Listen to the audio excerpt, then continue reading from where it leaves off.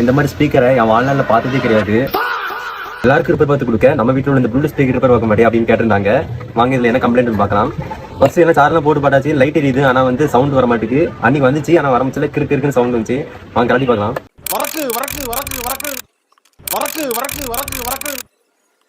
Friends எல்லாம் பிரிச்சாச்சு. இதில் வந்து யூஸ் பண்ணியிருக்க பேட்டரி பார்த்தீங்கன்னா 2200 mAh பேட்டரி யூஸ் பண்ணியிருக்காங்க. பேட்டரியில் லோ வோல்ட் தான் இருக்குது. நம்ம பேட்டரி தான் மாற்றணும்.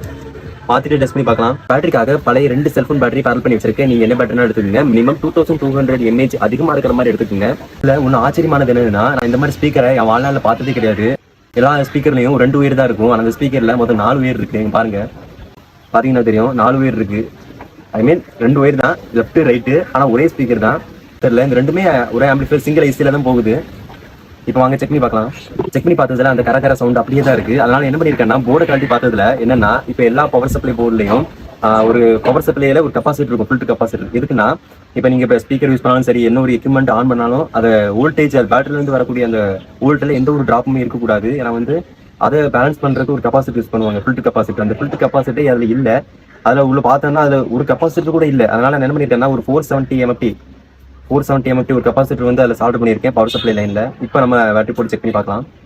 இப்போ இந்த ஸ்பீக்கரை நான் இந்த போர்டு கூட நான் கனெக்ட் பண்ணுறேன். ஓகே, கனெக்ட் பண்ணிட்டு இப்போ பேட்டரி போட்டு செக் பண்ணி பார்க்கலாம். இப்போ நான் ஆன் பண்ணி காட்டுறேன்.